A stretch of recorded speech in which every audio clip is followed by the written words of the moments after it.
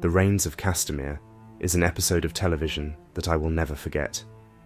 I still remember my first watch-through like it was yesterday.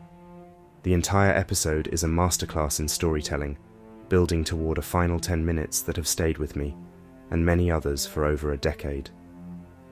We all understand why this episode had such a profound impact, why it is so meaningful, and why an event of this magnitude is unlikely to be replicated anytime soon.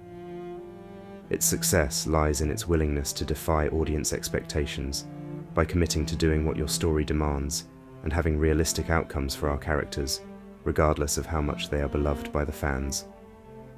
By killing Robb Stark, the assumed protagonist by many viewers at the time, the show reinforced the idea that actions have consequences and that heroism does not guarantee survival. This dedication to consequence set a new standard for narrative boldness in television. After the death of Ned Stark, we foolishly believed that we could never be caught off guard again, but we were. The Song of Ice and Fire series is deeply rooted in author George R.R. Martin's fascination with history, especially English history. His approach to storytelling reflects a historian's sensibility, exploring themes of power, ambition, and human frailty in a morally complex world.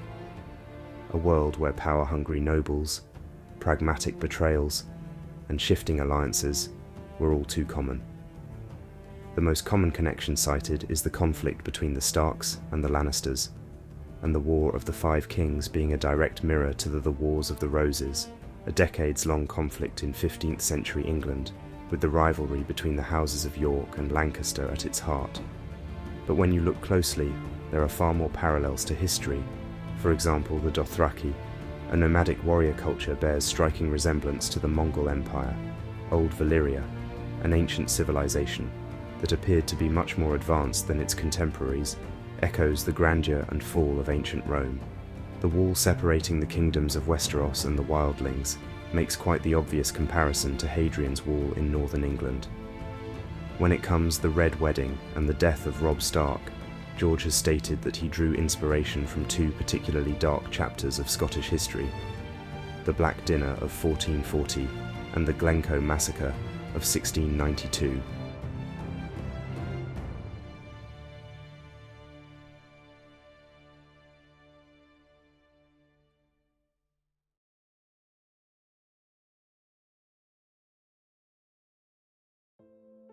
The Black Dinner of 1440 is one of Scotland's most infamous historical events, a grim episode of betrayal and power politics. It occurred during the tumultuous reign of King James II of Scotland, a time when the nation was rife with clan rivalries and struggles for influence. The assassination of King James I in 1437 plunged Scotland into a period of intense instability. The new king, James II, was only 6, and his minority, lasting until 1449, would see various political figures struggling for control. Among them was Archibald Douglas, 5th Earl of Douglas, leader of the Black Douglases, easily the most powerful and important noble dynasty in late medieval Scotland. It was this power, along with his status as next in line to the throne after the boy king, that allowed Douglas to rise quickly to the position of Lieutenant General, effectively regent, before his sudden death in 1439. The removal of Douglas led to a protracted power struggle between various political factions, mostly importantly surrounding the formidable Queen Mother, Joan Beaufort, on the one hand, and the Chancellor, William Crichton, on the other. But it also left the vast Douglas inheritance in the hands of a very young heir.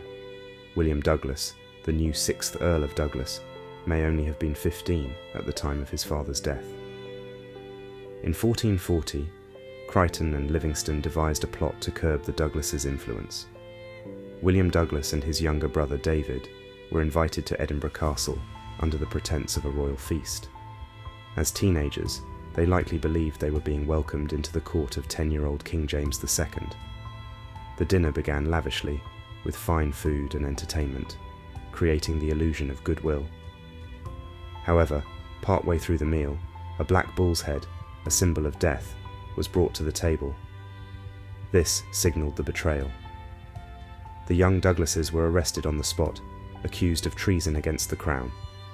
Despite their youth and the lack of evidence against them, They were quickly tried, condemned, and dragged out to the castle courtyard.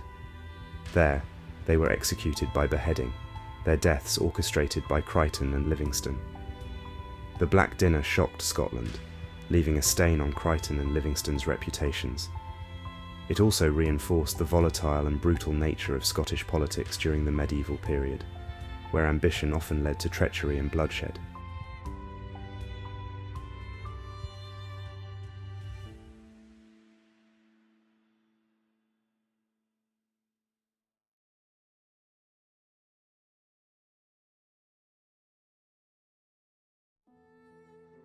(1688) was a time of division in Scotland when King James VII was deposed by his daughter Mary II and her Dutch husband, William III of Orange.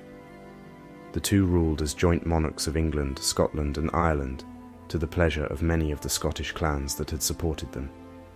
Despite this, many Jacobite clans were determined to restore the exiled James or his descendants in the House of Stuart to the throne. In 1691, the Scottish clans were ordered to renounce their allegiance to the recently deposed King James and swear loyalty to their new monarch, William. Each clan chief was given a strict deadline: sign the oath by January 1st, 1692. Failure to meet this deadline would brand the clan as rebels, ripe for punishment. For Clan MacDonald of Glencoe, however, fate seemed determined to deal them a cruel hand. The clan faced two major obstacles. First, the Secretary of State, John Dalrymple, a lowlander who detested the Highland clans, particularly the MacDonalds, seemed all too eager to see them fail. Second, the MacDonalds had already pledged loyalty to King James VII and couldn't swear their allegiance to William without first receiving James's permission to break the old oath. That permission didn't arrive until December 28th, leaving Chief Maclean of the MacDonalds just 3 days to make the arduous journey to deliver his oath. Despite a heroic effort, Maclean faced another setback when he was delayed in Inverarray, a town controlled by the rival Clan Campbell. By the time he finally presented his signed oath, it was several days late. Dalrymple's office refused to accept it. In late January or early February 1692, 120 soldiers under Captain Robert Campbell, who were loyal to King William, arrived at Glencoe, claiming they needed shelter because the local fort was overcrowded. True to Highland custom, the MacDonalds welcomed them into their homes, offering food, warmth, and hospitality. For nearly 2 weeks, the soldiers lived among the MacDonalds, sharing meals, laughing, even playing cards with their hosts. But beneath the surface, a sinister plan was unfolding. On February 12th, Captain Drummond arrived with orders that left no room for mercy. Put all to the sword under 70. That night, after bidding their hosts good night, the soldiers waited until the MacDonalds were fast asleep. Then, in an act of unimaginable treachery, they turned on their unsuspecting hosts. 38 MacDonald men were slaughtered in their beds, or as they tried to flee. At least 40 women and children escaped the immediate bloodshed, but with their homes in flames and a blizzard raging outside, they soon perished from exposure. The massacre of Glencoe became infamous, not just for its brutality, but for the way it violated sacred Highland tradition of guest right, the principle of which being, once given food and drink, a guest and a host are honour-bound to do each other no harm. It was, as contemporaries described it, slaughter under trust. Even today, the wound has not entirely healed. The Clashegg Inn in Glencoe still bears a sign on its door that reads, "No Campbells."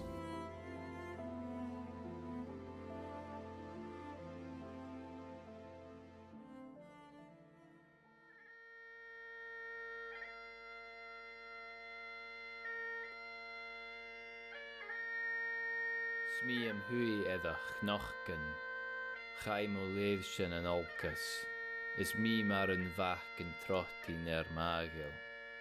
Hami coiad a rinje, faram bayarach shinje, mur vi mi ruin na finne san ro an alin. Rein na duinich or an ledarst, ar fuel uasel gallego, svaglen lieven na hessiv mar chaunard. Ach, nam binnen dur mac nas, snurva misha nur taike, nala, rachig iad gachi nan gian rui. Vig machkelip le vratich, edd tus na finna nialgeeltich, geda ueddied an nasgog le enerst. A vikenrig nam fedden, stricke va mis tu bedrag, leis a vaintjer a grest on tai hauri. Claunien an geur, rein huislin na heul, gumoch sahar na chuch gyn charges. Gai siv markich an eich uvrich, rebt ruien an ruig voch, aun an snach gatraum fuur nam ben arsda. Gai siv larichin dua, farm bavish dui suye, in common luch an ult vuye chasamalich. Herval ferna nam baden, buchjaunen u edd bratig, is gai smuj a churri tetriv na smaliv. Va de chovraher gultje, je valen nam furen, jemis gorstje, san u edd groch karig, ach mas jonich le rie, bi la ella gagielsjen, agus meidjen en liefje kurchjaun ju. Bi na tudk edd an dahig, spi ri ulium na laie, spi kurst vor edd an avich gen an tal. Be mo roa skul evnish, moch je loinis migedi, gun chigig ri shemus sna frangich. Skumpig immen baleiche, edd vervialt nam balig kreiken, losk nerver sar netriv sa gaurig.